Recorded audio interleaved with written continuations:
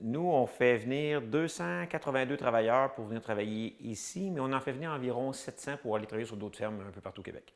Et ça, c'est un service que vous offrez spécialement de placement? Oui, on a commencé, peut-être un mauvais timing un petit peu, on a commencé juste avec la pandémie. Donc, c'est une entreprise qu'on a créée fin 2019. Donc, les premiers travailleurs qu'on s'est occupés pour les voisins, c'était pour la saison 2020. Fait que oui, c'est un service qu'on offre depuis cette année-là. Et c'est seulement pour l'île d'Orléans ou ça touche le Québec? Non, ça touche le Québec, ça va Saint-Paul-à-Botsford, ça va Lavaltrie, ça va un petit peu partout. Oui. Et ces gens-là arrivent dans cette période-ci, fin avril, début mai, comment ça fonctionne? Oui, c'est un peu comme la saison des rapports d'impôts à peu près. Je vous dirais, les travailleurs ont commencé à arriver, mais il y a vraiment un grand groupe qui arrive à partir de la mi-avril jusqu'à la mi-juin répartis là-dedans. Donc, on parle d'aider pour les plantations. Puis vers le 15 juin, c'est pour aider pour les premières récoltes, soit les fraises et les légumes qui suivront. Est-ce qu'ils habitent directement sur la ferme ou ils ont des endroits ailleurs dans l'île? Et c'est souvent sur les fermes en tant que telles, mais la maison pourrait être une maison voisine à la ferme. Ça pourrait être dans la municipalité, comme ici on est à Saint-Jean, ça pourrait être dans le village de Saint-Jean. Le producteur a l'obligation de fournir le logement.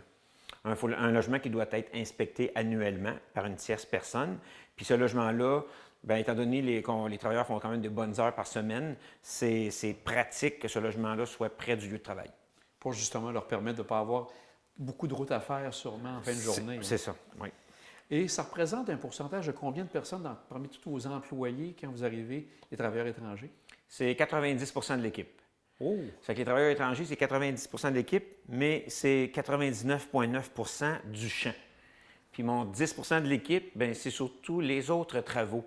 L'administration, la maintenance, les livraisons, c'est ce genre de travail-là. Et là, ça, c'est venu avec le temps, par manque de travailleurs que vous avez dû vous tourner de ce côté-là? Oui, tantôt je disais 282 pour 2022, mais on a commencé en 2003 avec 5. C'est de 5. L'année d'après, ça avait été 11, 21, 28, 51, 65, 82, puis ça continue à monter. Et est-ce que c'est souvent les mêmes travailleurs qui reviennent ou c'est des membres de la famille? Comment ça fonctionne? À l'époque, on avait la possibilité de demander des frères, des cousins ou des voisins, puis de les faire rentrer dans le programme. Ça avait comme impact de prendre quelqu'un qui n'était même pas dans la liste d'attente pour venir au Canada, le faire passer en avant de tout le monde, puis de venir chez nous. Fait que le gouvernement mexicain, à un moment donné, a dit ça, on va arrêter ça. Donc maintenant, quand je vais recruter, si je tombe sur un frère ou un cousin, c'est un peu par loc parce que je m'en vais recruter dans un groupe que le gouvernement me présente. Donc, c'est comme une file d'attente. Il y a une file d'attente. La file d'attente là-bas, c'est au moins 3 ans. Mais à 3 ans, vous n'êtes pas passé encore. Fait que quand je m'en vais recruter là-bas, à travers des gens qui sont... Souvent, on demande des gens de première fois, c'est-à-dire qu'ils n'ont pas eu des expériences ailleurs. Fait qu'on préfère les former à la façon que nous, on travaille. Bien, donc, on sélectionne à l'intérieur du groupe qui nous présente. Et donc, comme vous dites, vous avez l'occasion de reprendre quand même les mêmes travailleurs. Une fois que vous êtes satisfait d'un travailleur en particulier, là, il devient prioritaire chez vous. Définitivement. C'est une mauvaise année, 90 des travailleurs reviennent. Okay? Donc, c'est 92, 94, 95 des travailleurs qui reviennent. Donc, il y a des nouveaux travailleurs à aller sélectionner parce qu'il y a ce 5 à 10 là qui ne revient pas pour toutes sortes de raisons. Il y en a qui prennent leur retraite, il y en a qui veulent essayer d'autres choses. Puis l'équipe grossit tous les ans. Donc, il faut aller recruter pour toutes ces raisons-là. Est-ce que 2022 va être plus facile pour vous, entre autres au niveau de tout ce qui touche les protocoles de la COVID que les 2 dernières années? Définitivement. Surtout avec le Mexique, je vous dirais. Le Mexique a été dans les journaux dans les 2 dernières années, surtout en 2020, pour les problèmes qu'on a eus occasionnés avec la pandémie. Donc, le travail qu'ils faisaient avant pandémie, pendant 8 semaines, ils ont appris à le faire en 8 jours. Donc, la pandémie les aura appris à travailler différemment, finalement, puis ça a réduit de beaucoup les délais. Donc, en mars, on n'avait jamais eu autant de travailleurs prêts à ce moment-là. Donc, cette année, ça va vraiment bien. Et les étrangers, est-ce que c'est surtout des Mexicains ou vous avez d'un peu partout en Amérique du Sud, Amérique latine? On a un petit peu du Guatemala. L'année suivante, il va en avoir un peu du Honduras. Puis on a un projet avec les Philippines à suivre. OK? Mais oui, c'est vrai qu'on est très concentré Mexique, mais de plus en plus, on fait venir des travailleurs du Guatemala. Puis comme je vous disais, il y a les 2 autres pays qu'on est en train d'essayer. Est-ce que pour vous, ça a amené une certaine adaptation pour votre manière de production ou ce sont eux qui se sont adaptés ou c'est un mélange des deux? On peut apprendre d'eux, c'est sûr, parce qu'on apprend tout le temps, OK? Mais je vous dirais qu'eux apprennent plus. De nos anciens travailleurs qui sont, comme je pense à Benito qui est ici depuis 2003, lui, juste en irriguant puis à comprendre les fertilisants quand une plante est en fleurs ou en fruits, c'est pas la même chose. Et il l'a appliqué chez eux sur ses goyaves. Ça l'a fait des impacts positifs pour lui. Donc, ils savent déjà beaucoup, mais il y a un fine-tuning qui s'ajoute à leurs connaissances quand ils viennent ici. Maintenant, on va parler un petit peu en général de votre entreprise qui est quand même très grande au niveau, entre autres, des champs. Je pense que vous avez combien de terrains de football, comme on disait? Ah, bien, c'est sûr qu'un producteur de pommes de terre aurait plus de terrain que nous, mais en termes de production de fraises, on est plus gros que la moyenne, si je peux dire. On a environ 150-160 acres de fraises en production. OK? C'est à peu près un acre, c'est à peu près un terrain de football, pour vous donner une idée. OK. On a 16 acres de framboises en production, puis on a une vingtaine d'acres en pépinière, parce qu'on est aussi devenu pépiniériste avec le temps pour faire des fraisiers et des framboisiers, un peu de type spécialisé. Pour vous permettre justement de faire différents moments dans l'année pour pouvoir produire? Oui, bien, on a appris à développer une technique pour faire de la framboise qui est différente de la framboise traditionnelle. C'est une framboise qui est faite en pot. À l'intérieur du pot, c'est du noix de coco, puis on met notre framboisier là-dedans. Ce framboisier-là, ce type de framboisier-là, il n'était pas disponible en Amérique du Nord de la manière qu'on le voulait. Donc, on a appris à faire nos propres framboisiers, inspirés de ce qui se fait en Hollande. Je ne peux pas dire que c'est exactement comme la Hollande, parce que la Hollande, le printemps commence un mois avant, puis l'automne finit un mois après. Donc, ça ne peut pas être du copier-coller. Donc, on a appris à adapter la technique. Donc, le framboisier qu'on développe en tant que pépiniériste, qu'on commence à développer fin mai, en serre présentement en avril, mais à fin mai en serre à l'extérieur de la pépinière, qu'on va faire grandir jusqu'au mois d'octobre, va mesurer 10, 11, 12 pieds en fin de saison, puis qu'on va couper à 6 pieds pour entreposer dans des boîtes qui iront au frigo pour l'hiver.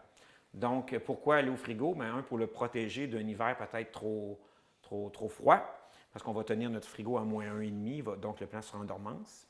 Puis, le fait qu'il soit au frigo, il est disponible tout le temps. Donc, ça fait en sorte que ce framboisier-là, qui est une framboise d'été, dans le cas qui s'applique à nous, eh bien, on va le sortir soit au 1er mai, ce qui est le cas, pour avoir une première récolte qui débutera vers la fin juillet puis qui va s'étirer en août. Mais il y a une autre partie des plants qu'on n'a pas sorti, qu'on va sortir seulement vers le 10 de juin. Pour extensionner? Pour extensionner. Donc, on ne lui dit pas que le printemps est arrivé, on attend jusqu'au 10 de juin. Puis là, on le sort, on le met en champ à ce moment-là, sous abri, donc il ne pleut pas sur nos plantes. Ça ressemble à une serre où le tracteur peut rentrer dedans. Okay? Puis, en sortant au mois de juin, bien, on a des framboises jusqu'au mi-octobre environ. Donc, votre production, grosso modo, va de mi-mai, fin mai à fin octobre, grosso modo? Le travail en champ, oui, ça ressemble à ça. Un peu fin avril, je vous dirais, jusqu'à fin octobre pour les récoltes, mais nos travaux en champ pour se ramasser pour l'hiver durent jusqu'à mi-fin novembre. Donc, l'hiver sert vraiment la partie hivernation de tout votre matériel, des plantes, comme vous disiez, de ce côté-là. Qui s'en vont en dormance au frigo, oui. Aussi, donc, on se rapproche tranquillement, pas vite, on pourrait dire, d'une autonomie alimentaire de votre côté, sans dire que c'est à l'année, mais on se rapproche quand même un peu? Oui et oui, je vais dire. Les framboises, en faisant cette technique-là, on a une framboise qui, dorénavant, a une durée de vie nettement supérieure à ce qui se fait dans nos framboisières traditionnelles. Donc, dorénavant, on peut penser expédier nos framboises à la grande chaîne d'alimentation, leur entrepôt, qu'ils vont garder une nuit, peut-être deux, avant de leur expédier à leur supermarché, qui eux vont le garder une nuit, peut-être deux, avant que le consommateur l'amène chez eux et qu'il le mange. Ce qu'on n'aurait pas pu faire avec les framboises traditionnelles. Donc là, on est en train de tasser la californienne de nos tablettes. Puis c'est commencé. On l'a fait avec les fraises d'automne dans les années 2000 à 2010. Puis là, on est en train de faire la même chose avec les framboises. Le processus vient de recommencer ce qu'on a fait avec les fraises.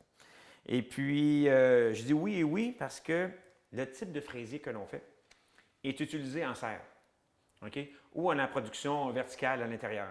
Donc, nous, on ne produit pas de fraises l'hiver, mais on produit des fraisiers qui sont destinés pour des gens qui produisent des fraises l'hiver au Québec.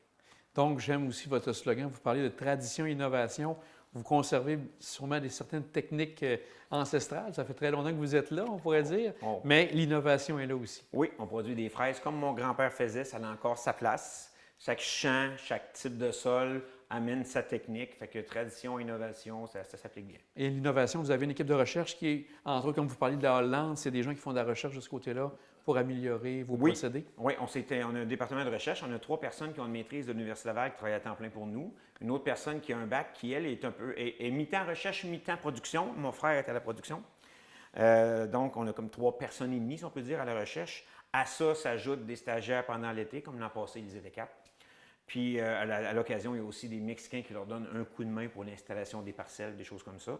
Donc, on fait, en petits fruits, on est une des entreprises au Canada, je vous dirais, qui fait le plus de recherche. On en fait aussi avec la collaboration avec l'Université Laval, le MAPAC, l'Institut de recherche et de développement agricole. On a nos propres projets privés. On réussit à aller chercher des subventions. Il y a aussi des crédits d'impôt à la recherche. Mais même si c'est des crédits d'impôt à la recherche, il est faux de penser que ça paye tout. Okay? Ça ne paye jamais 100 ou 110 c'est pas vrai. Fait qu'il y a toujours quand même un bon bout qu'il faut qu'on paye. En avril comme ça, est-ce que vous avez une bonne idée si la saison sera bonne ou moins bonne? Ou là, avec les différentes manières que vous cultivez, vous avez quand même un bon aperçu de ce qui s'en vient pour vous? Bien, pour les framboises, on peut penser que ça va être à peu près pareil parce que nos framboises ne subissent pas les rigueurs de l'hiver parce qu'elles sont entreposées au frigo. Les fraises, on avait des doutes, je vous dirais, parce qu'aller jusqu'à mi-janvier, il n'y avait pas eu beaucoup de neige, il avait quand même fait froid. Mais là, les endroits qui n'ont plus de neige, on peut voir que les plantes sont vertes, donc ça augure bien. C'est pas aussi tôt que l'an passé, qui avait été, elle, anormalement tôt. Cette année est plutôt dans le normal. Bien, on vous souhaite bonne chance pour une bonne saison à vous, Guy. Bien, merci beaucoup.